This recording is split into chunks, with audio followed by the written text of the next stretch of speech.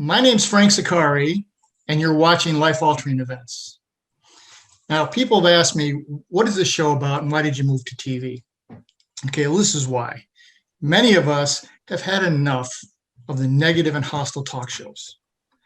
This model or that model has been going on far too long and is far too destructive. It's time for an interview show that focuses on positive news, a show that highlights issues of things we have in common, which are so much greater than the things that divide us. What are some of these things? It's our life, it's love, it's family, it's passion, it's having fulfillment in your life. All those things we have in common. And I will bring you guests that will inspire, that will motivate, and challenge you to become the best version of yourself. And that's what we have today. Now, leading social scientists always tell us that growing up, we're a product of our environment. So rage-filled words and mocking and bullying causes great harm to children. How we were treated and spoken to by parents, by teachers, by friends, by siblings, etc., formed our personality and often our sense of self-value or our lack of self-value. In many cases, these children grow up and they repeat this dysfunctional process. Others become shrinking violets and live their lives in fear and doubt. Now, this is not always the case, but if you're raised in an environment where the expectation is life's not going to get any better than this, it's very difficult to find the courage and find encouragement to break away. Well, those who have been determined, that are determined enough to try, are willing to do whatever it takes in a hope, not a guarantee or a promise, a hope of a better life. Now, my guest today is Dr. Staley, and she's faced all these struggles for many years before she discovered that she could take control and live her life on her terms. Let me tell you something about Dr. Staley. She's the founder of Cherish Your World, which passionately helps people thrive by guiding them through a holistic transformation of space, of heart, of mind, and in body. She covers all the bases. All the bases. She has spent decades working with a variety of clients. She uses her intuition, her expertise to empower her clients to produce remarkable results in their lives. And these are life-changing events that Laura goes through with her people. She's a published author of 3 books, the latest one being Live Inspired, Let Go Courageously, and Live with Love. She is a best-selling author and a contributing author to a book called Crappy to Happy. You got to love that name. And we're going to talk a little bit about that as we go a little further. She was one of the guests on my radio show, one of the most listened to episodes we had, and was highly recommended and requested to have her back. So we have her today on TV. So Dr. Staley, welcome to Life Altering Events. Oh, thank you so much, Frank. It's a joy and an honor always to be in this conversation with you. Thank you so much. We're going to touch a little bit, Dr. Staley, on the book. Let's open up there for people who haven't heard you speak before. I love the book. I read the entire book, and you're very open with the verbal abuse that occurred during your childhood. Would you share that with the viewers? Yes, I had my mother has since passed. Actually, it happened this year in March. She struggled with emotional, mental wellness, undiagnosed. And it took me years to discern really what was going on there. But in a dysfunctional family, I was the child, I believe, I haven't checked in with my brother and sister, but I believe split all bad, because she often compared me to my sister and to my brother, and it was a cruel and unrelenting and ruthless, and often in private, and it persisted, Frank, deep into my adulthood. I had, a brand new baby that I was nursing, and at a Christmas event, and she's sitting right next to me, basically whispering awful words into my ear about my mothering and my choices. It was just unbearable and unrelenting. And because of the hypervigilance I had, I noticed that she had this incredible ability to shapeshift. There was no alcohol involved. You know, occasionally my parents would have a glass of wine. So it wasn't like, you know, the alcoholic family where you're tracing the bottle, the empty bottles, right? Right, Or the right. beer cans, right? Spread across. It was more like, oh my gosh, you know, what mood is she in today? And it went the full range of annihilating rage, which you just don't even want to experience from another human being, where she clearly was just out of her mind, the horrible words that come out of her, and the like, it really literally, the energy of it felt like annihilating rage, all the way to the peck peck peck. I wasn't standing up straight, I wasn't smiling right, I wasn't eating my food correctly, you know, that peck peck peck to death. You know, I wasn't getting good enough grades, the trophy that I brought home wasn't good enough, you know, just like, oh man, this would never measure up. I mean, I'm literally standing earning my master's degree, Frank. And she's standing there talking to my advisor about how this just wasn't the mark. And saying to him, she could have done better than this, right? She could have earned a PhD, as though that wasn't something that could be down the road. And indeed it was down the road, but I literally left that conversation because my experience was she had just disrespected me in front of my advisor, a man I deeply respected. And I ran into the building where our classes were held and into the bathroom and bawled my eyes out. I mean, that scenario happened so many times. And yet I knew my mom had a great capacity to love. So I don't want to leave out that part of the story. You know, like there's dark and light in all of this. There's complexity. And I never quite knew what it was about me in particular that when I walked into the room, man, you know, and I had plenty of therapists and say she loathed herself. She just loathed herself. And and that vulnerability or that tenderness in you, or that, because I cried a lot as a little girl, probably, you know, frightened her. And she thought she needed to terrorize that tenderness out of me.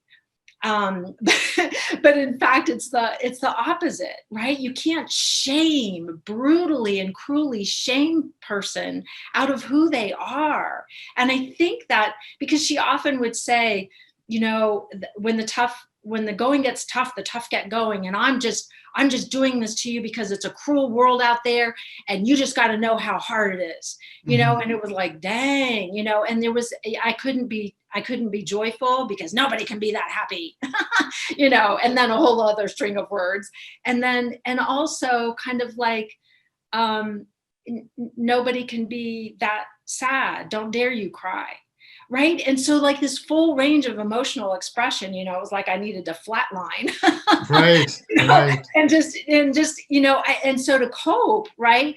It's kind of like, but I couldn't help myself because I was a crier. I'm still a crier. I'll probably cry on this show. I won't apologize for it though, Frank, because it's part of my nature. It's part of who I am as a human being. It's part of how I've learned to navigate the world with an open heart, because I think even as a child, you know, at 9 years old, I had a moment where I looked in the mirror, and it was after I had been sexually abused by a family member, right? And another incident had occurred when I was 3 years old, and then another one would occur later at 19. You know, so it was like a multi-layered thing inside the house and outside the house of being bullied, basically, right? And then this sexual molestation that took place. And I'm looking in the mirror, and it was like a God moment, right? A universe moment where this message came through so loud and clear. You're here to love and be loved, and you're going to get out of here. I don't know how, I don't know when, I don't know why, but you will get free. And so much of my life journey, Frank, has been about soul freedom. It's not any longer necessarily about the circumstances out here. It's about inside my soul. And having that imagination and that creative, childlike wonder and curiosity and awe. And thank goodness for the lifeline of my dad, as best he could, in that in that family dynamic, my brother as best he could in befriending me, and my grandma Hope, my dad's mother, who absolutely unconditionally loved me. And anytime I was in her energy field, it felt so amazing that became those experiences, right, with those individuals became lifelines for me in the midst of, a parent being struggling so badly with her own hurt, unhealed traumas, her wounds, which I did later on as adult get, more windows into what my mom must have endured to become such a challenged human being. Right. And to so privately, often privately, not always, there were some public moments, and I talk about those in the book too, where she's just pouring out her pain, and that whole notion of hurt people, it is true. It is just so true, Frank. So that was a long answer. That's fine. That's perfect. That's what we wanted to get out there. Now, Laura, very early in the book, and you just mentioned it here, you talk about listening deeply is what you did with that spirit guide that sort of came to you that time. Expand a little bit more on listening deeply.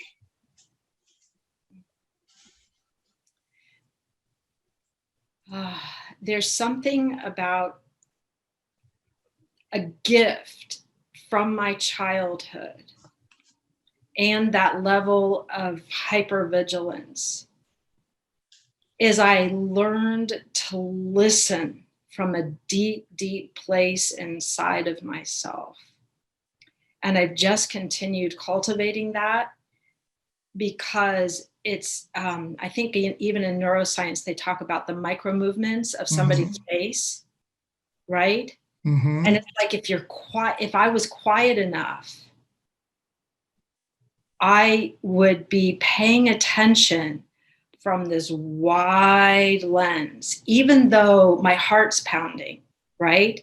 I literally had to not just narrow the lens of vision and listening, but widen it really wide and become curious. Now, first of all, it was tracking my mom, right? Of, oh gosh, when is the next? And it often happened within moments, right? But I would be listening for all of those sounds that would cue me that she was having a really bad day. I mean, not just a bad day, but a really bad day. And so I would do all I could to take care of myself. Well, then when you go out into nature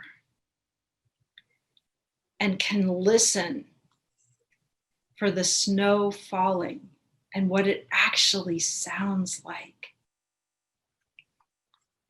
again, it's like that broadening the lens, and it's this ability to grow a quiet in your soul so that you're willing to take in a lot more information through your body, through what I now know are 8 senses, not just sight, sound, touch, taste, smell, but your body's senses, like how you feel that tingling or gut clenching moment, or those bodily urges, right? That's another sense, or just knowing that you're breathing. You can literally feel your lungs expanding inside of you, right? It's that kind of listening.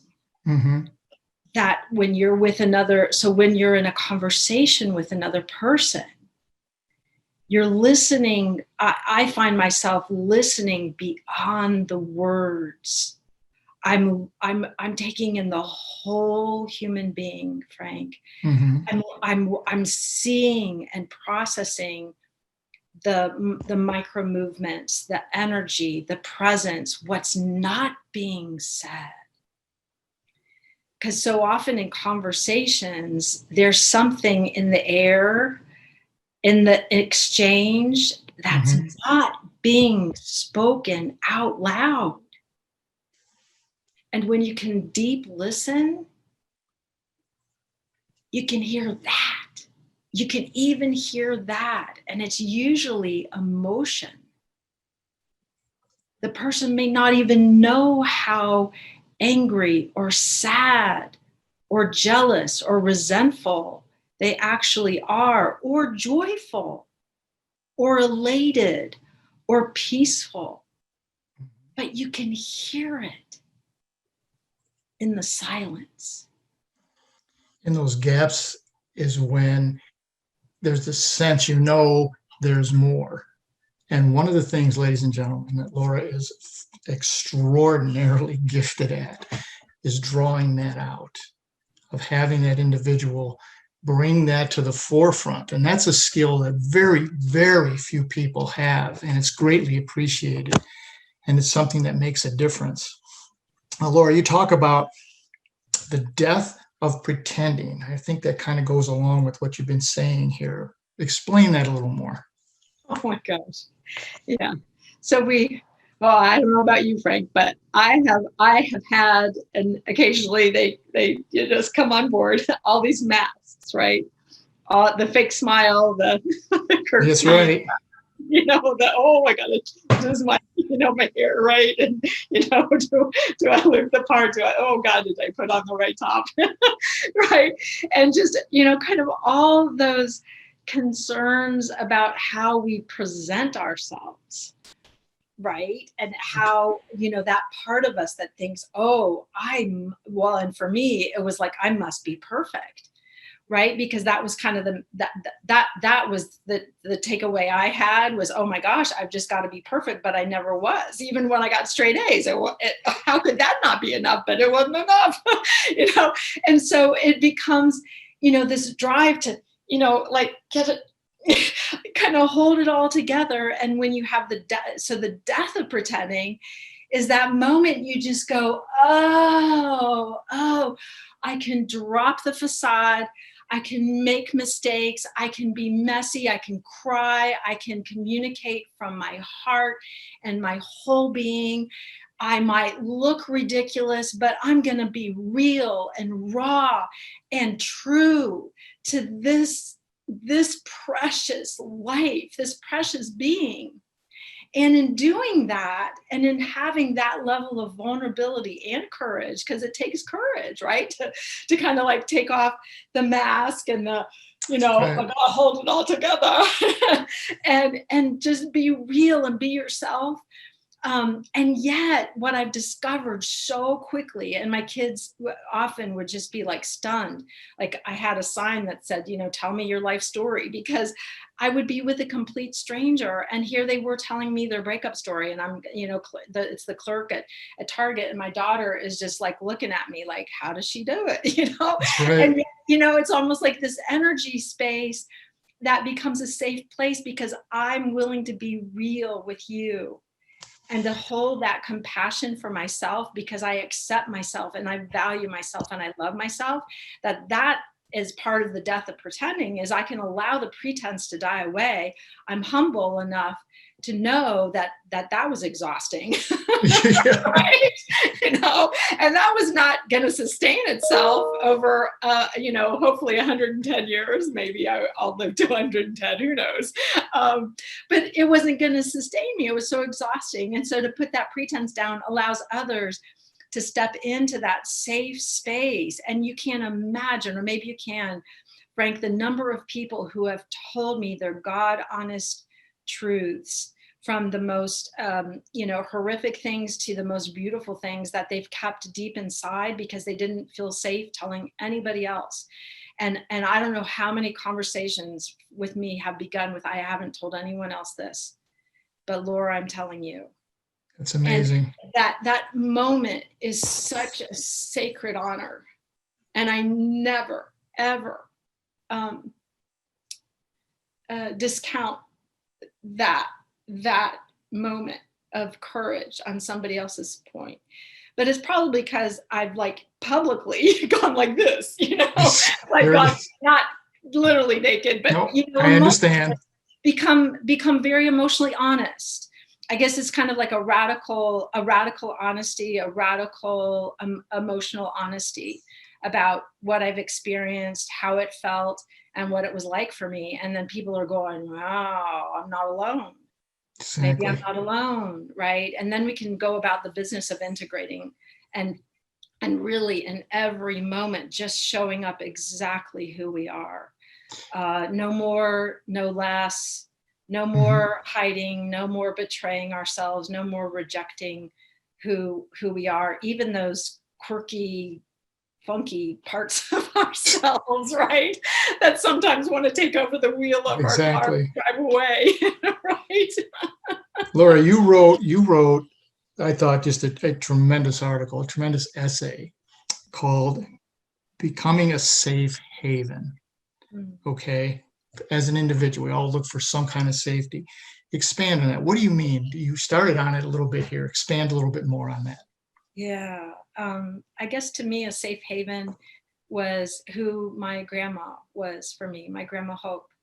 She was a safe haven person who accepted me exactly how I was and how I wasn't. She listened deeply to the very soul of me. Mm. She was a safe harbor, and I felt that I could be fully myself. I could laugh. I could bawl my eyes out in her arms. Um, it's like that place where all the stuff that you've been you can just toss away and toss away and toss away and sink into the lap of that being, because it just feels so good to stand next to them, because they, and presumably it's a person who has done their work, so to speak, isn't crunchy and prickly. So there's a quality of non-judgment, of unconditional love, and a certain detachment, if you will, like a holding space and a container. And I'll tell you, my significant other right now is absolutely a safe harbor for me. I mean, I can go from laughing to crying to laughing to crying. And he calls it, he sits on his bench and he just radiates love from his heart, holds space. And I'm on this roller coaster ride of sharing this and this and this. And I'm, acting it all out. And he's just quietly listening. And I'm laughing at the end going, oh my gosh, and you still are here? You're still. You haven't run out the door from this, kooky, crazy lady who's got all her stories and DVRs and memories and emotions and all of my expressions. He's like, no, I love you. I love you all the way down. So a safe haven is somebody who loves you all the way down. Exactly what you're working through, what you're seeing about yourself. They deep listen. They have great patience. Like their patience is like endless. And you're like, wow, right? So even in the face of like your worst day or your worst mistake or your worst gap, this safe haven person will still love you. Right. They'll still look in your eyes and say, I know you fell. I know you said that stupid thing that came out of your mouth. And I still love you. I'm not going anywhere. I'm here. That's amazing. For the whole, I'm in. thing. I'm all in. That's an amazing story, Laura. We had, before we went on the air, we had a little chat about following your intuition and saying, here's an opportunity. Should I do it? Should I not do it? It's like belonging to yourself, right? And I want you to share that. We both belong to a group called Biz Catalyst 360. And its whole focus is to try to improve the world in some way, shape, or form. Explain how you were introduced to that. That was a wonderful story. Oh, oh my gosh, this is so great. So I had a conversation with a gentleman named Chris Spurby. Thank you, Chris. I want to thank all the people who are involved in this story because it takes a village, right? Right. especially with this one. I've got my pit crew, I've got my village. Oh my gosh, get this lady on track. But at any rate, I'm on a call with Chris Spurvey, and my life had just kind of like completely, my adult life just about 6 years ago had completely imploded. And we're in this great conversation. He goes, oh my gosh, I want to introduce you to Sarah Elkins. I'm going to be speaking at this conference, no longer virtual. You really ought to check it out. Next thing I know, I'm like being brave. My legs are quivering. And I call Sarah. We have an amazing conversation. She actually, I'm pretty sure she like gets a couple copies of the Let Go Courageously book. She's so excited. She had actually heard about feng shui and space and knows how important it is. We have a lovely conversation. And then I just registered, from that place of gut and knowing and blind, and yet I trusted. And I walked into a room full of complete strangers, many of whom were already friends, right? Because they're all greeting each other with such joy, and I'm walking in like, what am I doing here? But I meet Susan Rooks, who is the grammar goddess. We strike up a beautiful conversation. Dee Tran is part of that conversation. We actually go out to dinner a couple times, or for sure one time. And I didn't even know, but she begins after that event and that experience, reads my articles on LinkedIn, reaches out to me in 2019 and says, wow, you really ought to become part of this Catalyst 360. I'll introduce you to Dennis. I meet Dennis. We have a great conversation. I get to meet he and his wife, Allie, in person here in Asheville. It was another amazing conversation. Again, I walk in, legs shaking, heart pounding, and yet this experience of trust. And in April 2019, I become a featured contributing writer, which is just like a dream come true, honestly, Frank, of my writing getting to be out in the world and not just, in a notebook. That's right. Right. And then I get an email and a call from him in August saying, your articles have gotten so much engagement. We're so delighted to offer you a spot as a columnist with Biz Catalyst, along with being a featured contributing writer, which I was just completely honored and humbled, and still am, blown away moment to be a part of that community of visionaries and thinkers and fresh perspectives and people who really, heart-centered, who really do want to make a positive difference in our world. So yeah, and I, having had those kinds of experiences of my legs shaking and my heart pounding, but my gut and heart going, yes, yes, yes. I've learned to just go and lean in and just keep saying yes, because the next opportunity will just naturally show itself. Because here's the other piece of that. When we're inspired, when you're inspired, Frank, and when I'm inspired, other people feel that and they see it and they're like, oh my gosh, we've got to, we want to be in that energy field together. And it's an energy of, that's the energy of attraction. And the passion, the inspiration, and I think you do still have to overcome. I mean, even now my legs are shaking a little bit. And we know each other. Let's be real. But I know that this is like a delicious, juicy conversation, and my body will do what it does, because sometimes fear and excitement feel the same in the body, right? Yes. And we just have to have the wisdom to know, oh, this may be a little bit of fear, but it's mostly excitement and inspiration. And it sort of feels like that thing, but it's a different energy than terror. And this is why we can't always put things in boxes. It's a both and a multitude of feeling experiences. So, but yes, that's my story about the serendipity of finding my way to Dennis Pitocco and you and Biz Catalyst and then Crappy to Happy, even. Well, Ariel and Patricia and Live Inspired being published as a hybrid publishing experience, and then the book Crappy to Happy for sure. Oh my gosh, the blessings. Let's touch on Crappy to Happy. This is you gotta love the name, ladies and gentlemen, Crappy to Happy. And it's a book of transformation, okay? And Laura is one of the contributing authors, and I was fortunate enough to be one also.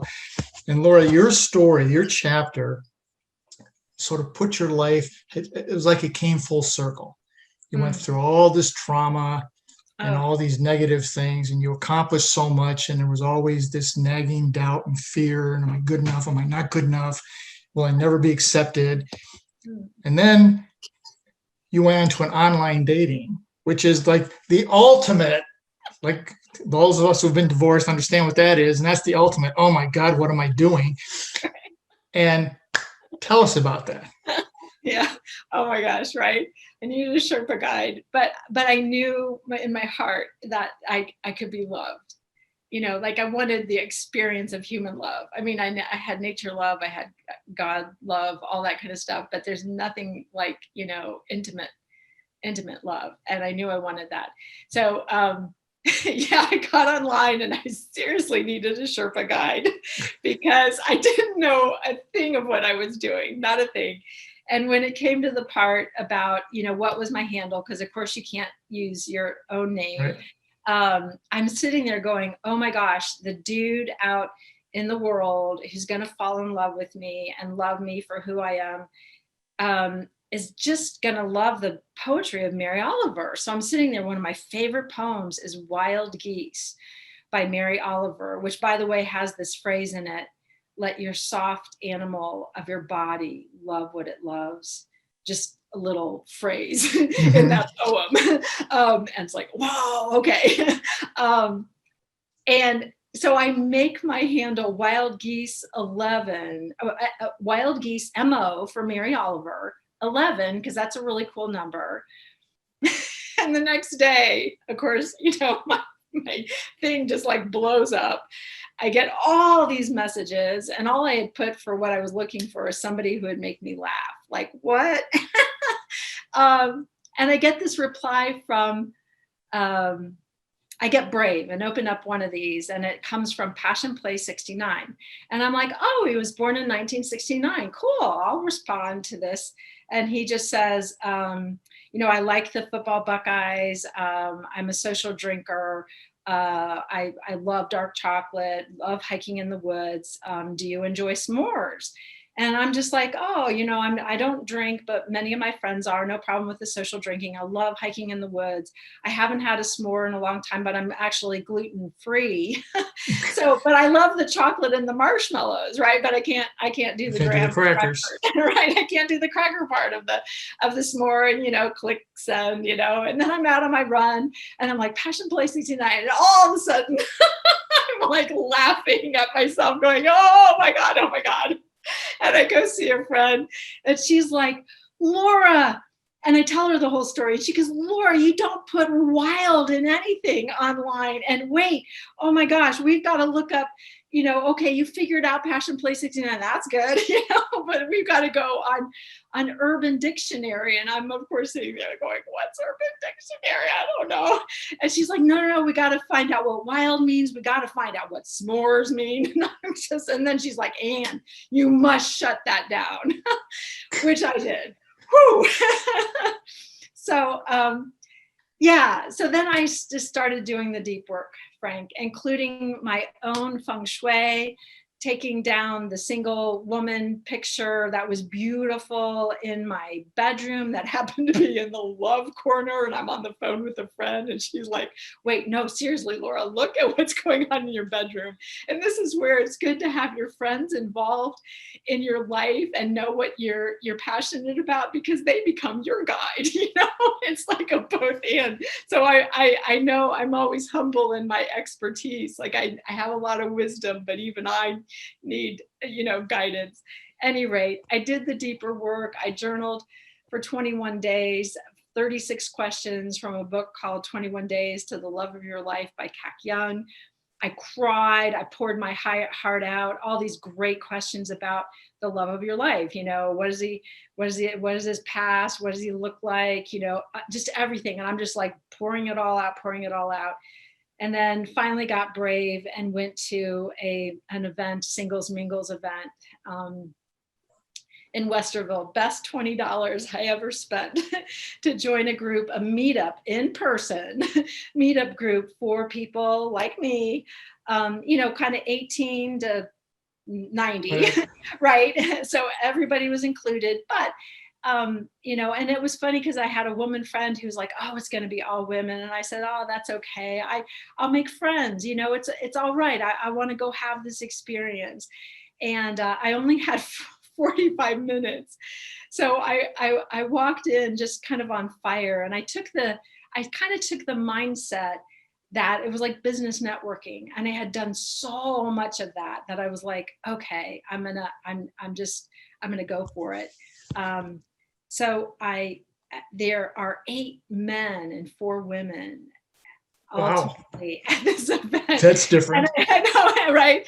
And I sit down and I join the group of people that are, you know, there were 2 gentlemen and us 2 ladies sitting across from them, and we were at this long table. And oh my God, they were talking about everything I love. They were talking about travel. They were talking about nature, you know, good food, you know, and I I was being myself, right? And I literally, oh, how ridiculous am I? I brought books. I brought my Let Go Courageously book. I'm like, seriously, Laura. And, but I did. And any rate, there was the gentleman who was sitting catty corner from me just twinkled at me. He did. And when he smiled, and I noted that. And he reached out in an email and said, hey, would you like to get together for a beverage? And I think he might have said coffee. And then turned out neither of us really drink coffee. I kind of dabble, but mostly not. And on the third date, Frank, with this gentleman, there was we were so hitting it off. I mean, the conversation, it was just like, you know, and the energy and the vibe and the attraction and, you know, all the things that you want in a really good quality date. But there was this unusual lull in the conversation. And I looked at him and I just said, and by the way, this is months after I'd shut down the online dating thing. And I looked at him and I said, by the way, do you enjoy reading? And he says, yes, I've been reading in the evenings the poetry of Mary Oliver. I literally like this. You don't make this stuff up, right? And I'm squealing. And of course, I tell him the whole ridiculous story. And oh my gosh, it continues to be the most beautiful love relationship I could have ever. It's honestly, Frank, it's gone beyond my imagination. That's you know, amazing. you imagine things and then you're in the experience of it and you're like, whoa. This is better than I thought. Yeah, right. Now it's you so wrote much beyond. You wrote a line in there that just struck me in your chapter on Crappy to Happy. And it said, I now know what a good fit relationship feels, smells, looks, tastes, sounds like, what it's all like. And it's so hard to find that in life.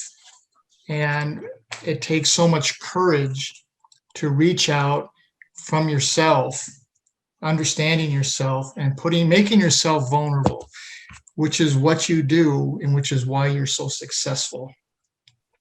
Now we're just about out of time, Laura. With all that you've accomplished, what last thought do you want to leave with the viewers today?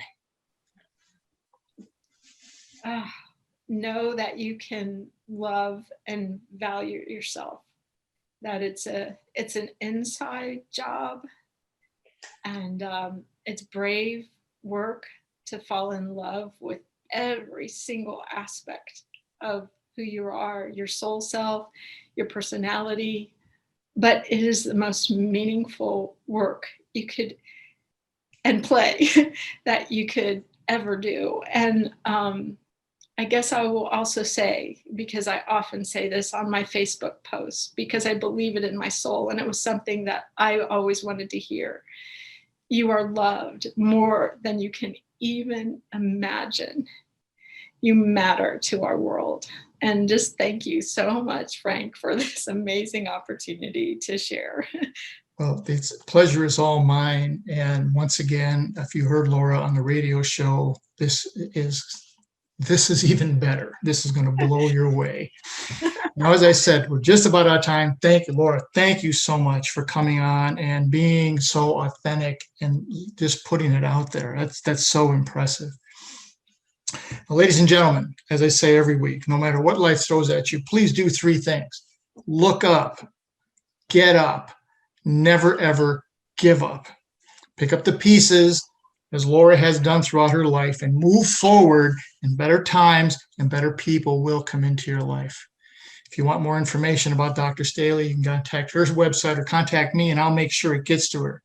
Now, you can see this on ROKU TV or my YouTube page, and when it goes live, I will put it out to Laura, and you can go to all the sites that she posts to, and you can watch this. Now, let me leave you with this. None of us are in this alone. And the secret to walking on water is to know where the rocks are. And today, Laura Staley showed us where many of those rocks are. Join me again next week, and we'll discuss another life-altering event. Thank you again.